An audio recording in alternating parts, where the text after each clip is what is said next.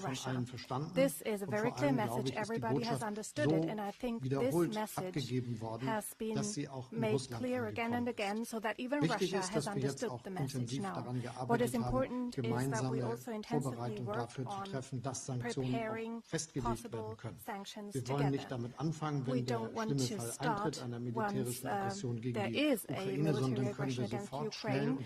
We have prepared a reaction that will help us to react swiftly if needed.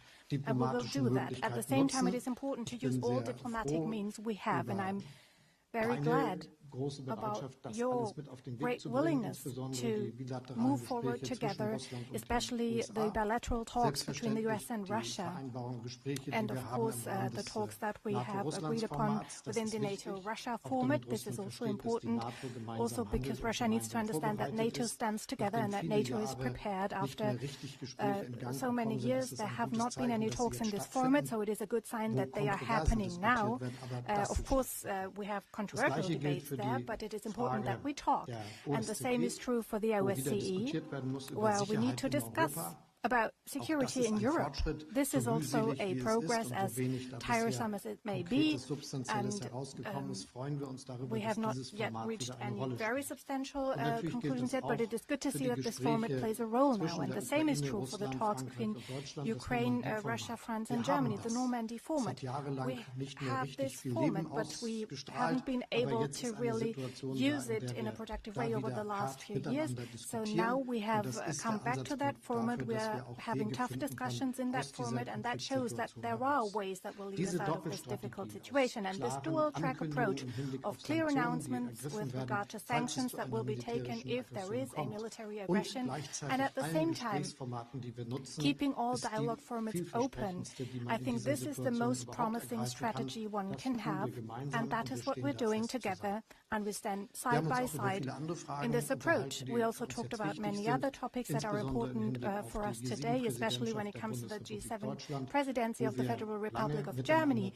We will work closely as strong economies, strong democracies, and we also, therefore, have a special mandate to contribute to cohesion worldwide. And part of this is that we continue to do everything we can to make sure that the citizens of the world can be vaccinated, not only in our rich countries, but also in countries where people would love to have the vaccine but don't have access yet. And these are initiatives that we have carried out together and that are of utmost importance worldwide.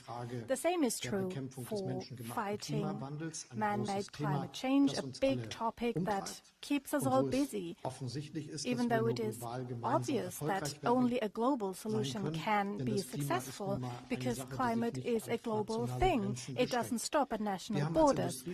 As an industrialized nations, we have an important contribution to make. We have technological opportunities, economic opportunities, and have to use them in order to prepare a situation where we and others can enjoy prosperity without harming the climate.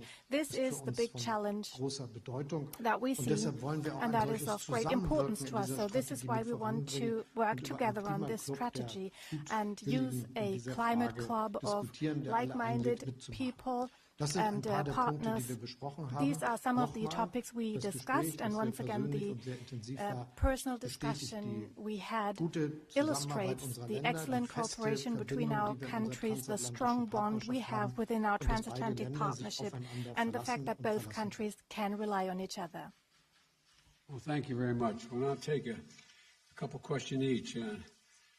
Reuters, Andrea, you got the first question. Thank you, Mr. President, and thank you, Chancellor Scholz.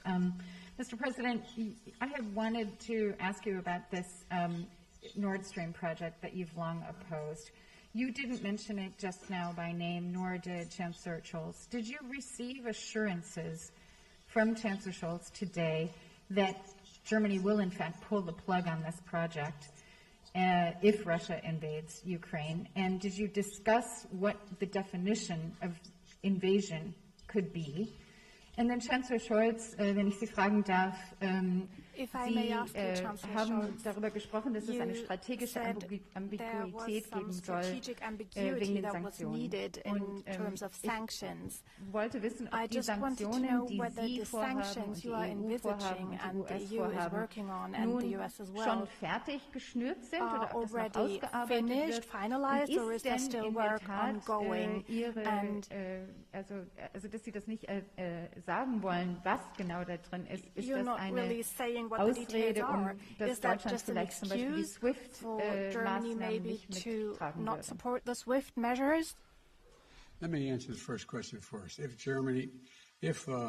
Russia invades, that means tanks or troops crossing the border of Ukraine again. Then there will be no longer a Nord Stream 2. We will bring an end to it. But how will you do that exactly, since the project and control of the project is within Germany's control? We will, I promise you, we'll be able to do it. Schönen Dank für Ihre Frage. Thank you very much for your question. I want to be absolutely clear. We have intensively prepared everything to be ready with the necessary